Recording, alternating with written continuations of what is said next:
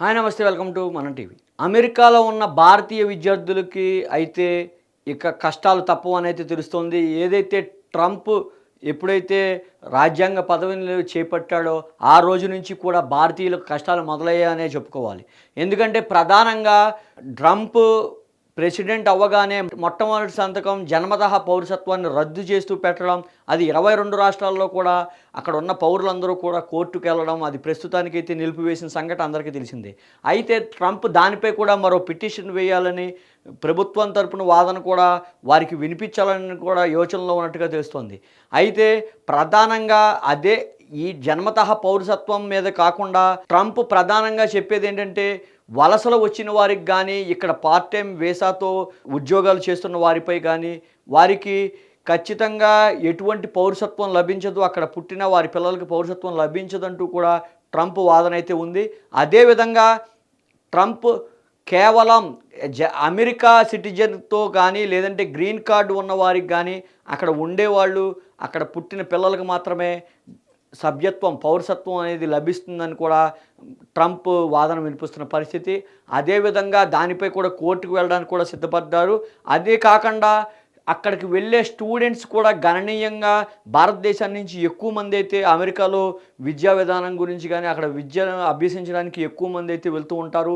సుమారు 3.2 లక్షల మంది అయితే విద్యార్థులు ఇప్పటికే అమెరికాలో కొన్ని రాష్ట్రాల్లో ఉండడం జరుగుతోంది.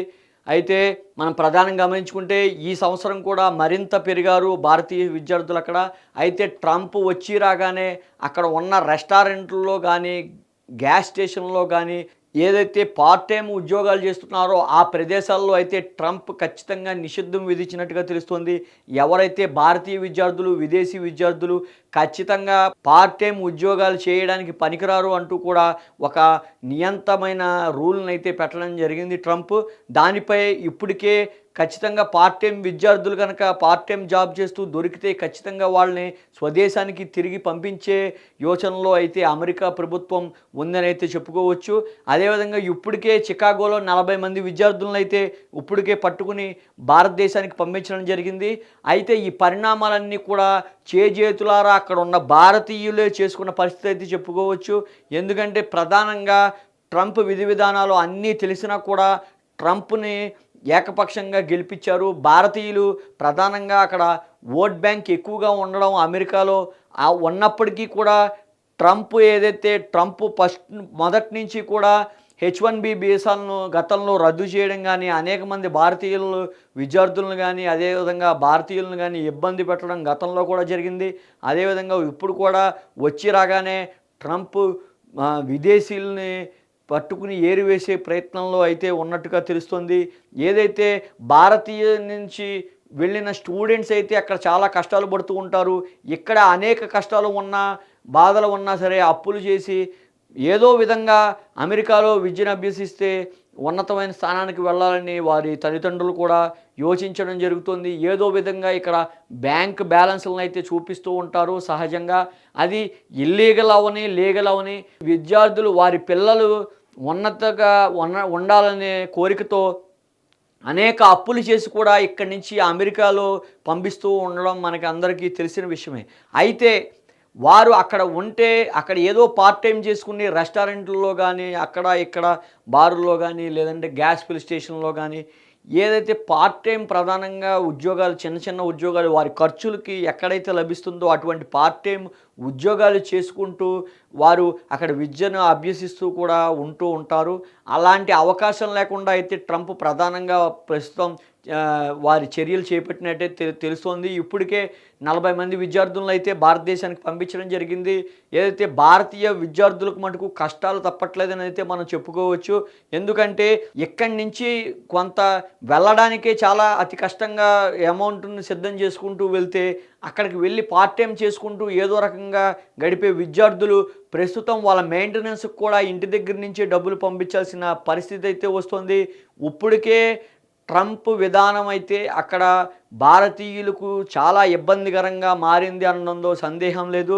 ఇప్పుడు మన భారతదేశానికి సంబంధించిన విదేశాంగ శాఖ మంత్రులు గానీ, ఇక్కడికున్న వారు గానీ ఖచ్చితంగా ప్రభుత్వం గానీ, కేంద్ర ప్రభుత్వం గానీ, రాష్ట్ర ప్రభుత్వాలు గానీ ఖచ్చితంగా దీనిపై దృష్టి సారించాల్సిన అవసరం ఉంది.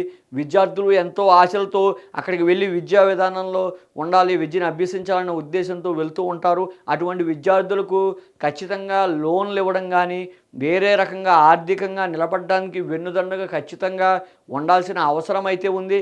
ఖచ్చితంగా పేద విద్యార్థులు గానీ, అదేవిధంగా మిడిల్ క్లాస్ విద్యార్థులు గానీ అప్పో సొప్పో చేసి అమెరికాలో జీవనం గడిపే వ్యక్తులకు ఖచ్చితంగా భారతదేశం నుంచి కూడా సపోర్ట్ ఉండాలని అయితే చాలామంది కోరుకునే పరిస్థితి అయితే ఉంది. ముఖ్యంగా ప్రధానమంత్రి నరేంద్ర మోడీ, ట్రంప్ ఈ రకమైన విధానాలపై ఖచ్చితంగా ఆయన కూడా కల్పించుకుని మాట్లాడితే బాగుంటుందని కూడా పలువురు చెప్పడం జరుగుతుంది. అదేవిధంగా ఏది ఏమైనా ఎవరి దేశంలో ఉన్న పరిస్థితులు వారికి ఉన్నప్పటికీ కూడా ఖచ్చితంగా అక్కడ ఉన్న భారతీయులకు ఖచ్చితంగా వారు చేదోడు వాదోడుగా ఇక్కడి నుంచి ఆర్థిక పరంగా కూడా ఇవ్వాలని అయితే మరకు కొంతమంది అభిప్రాయం వ్యక్తం చేస్తున్న పరిస్థితి అయితే ఉంది. అదేవిధంగా ట్రంప్ అయితే మరొక నూతన విధానానికైతే శ్రీకారం చుట్టారని చెప్పుకోవచ్చు. ఏదైతే 2024కి అక్కడ గ్రాడ్యుయేషన్ పూర్తి చేస్తారో తెలివైన భారతీయ విద్యార్థులకు ఖచ్చితంగా ట్రంప్ చేదోడు వాదోడుగా ఉంటాడని హామీ ఇవ్వడం జరిగింది. అదేవిధంగా గ్రాడ్యుయేషన్ పూర్తి చేసిన వారికి గ్రీన్ కార్డ్ ఇవ్వడానికి కూడా ట్రంప్ సుముఖతగా ఉన్నట్టుగా మనకి సమాచారం అందుతోంది. అయితే ఏది ఏమైనప్పటికీ అక్కడికి వెళ్ళే విద్యార్థులకు మాత్రం కష్టంగానే ఉందని కూడా మనం తెలుసుకోవచ్చు. ఎందుకంటే పార్ట్ టైం ఉద్యోగాలు కనుక అక్కడ చేయకపోతే వాళ్ళు కనీసం వారు అక్కడ సర్వే అవ్వడానికి కూడా చాలా కష్టసాధ్యమైన పరిస్థితి ఏర్పడుతుందని కూడా గుర్తించాల్సిన అవసరం ఉంది. అయితే ట్రంప్ ఈ నియంత విధానాలు గతంలో కూడా ఉన్నాయి. ఇప్పుడు కూడా మరోసారి ట్రంప్ తనదైన శైలిలో నియంతృత్వాన్ని అయితే ప్రదర్శించడం జరుగుతోంది. అయితే ఒక రకంగా చెప్పాలంటే భారతీయులు ఇది చేజేతులారా చేసుకున్న పరిస్థితి అయితే మనం చెప్పవచ్చు. ఎందుకంటే అక్కడ ఇప్పటికే భారతీయులుగా అక్కడ ప్రవాస భారతీయులు అక్కడే ఆల్రెడీ సెటిల్ అయిపోయి గ్రీన్ కార్డు ఉన్న వ్యక్తులు, గ్రీన్ కార్డు ఉన్న భారతీయులైతే చాలా గణనీయంగా పెరిగిన సంగతి అందరికీ తెలిసిందే. మరొకసారి విదేశాల నుంచి ఇక్కడ వలస వచ్చి అమెరికాలో ఉండడానికి ట్రంప్కి అయితే సుముఖతగా చూపించట్లేదని అయితే ప్రధానంగా తెలుస్తోంది. అందుకనే వారు చేజేతులారా చేసుకున్న తప్పు అయితే మనం ఇది గట్టిగా మనం గుర్తించాల్సిన అవసరం అయితే ఉంది. ఎందుకంటే అక్కడ ఉండేవారు కూడా ట్రంప్ విధి విధానాలు గతంలో చూసినా సరే మరలా తిరిగి ట్రంప్నే గద్దెనెక్కించడం వారి చేసుకున్న ఫలితమే అని చెప్పవచ్చు.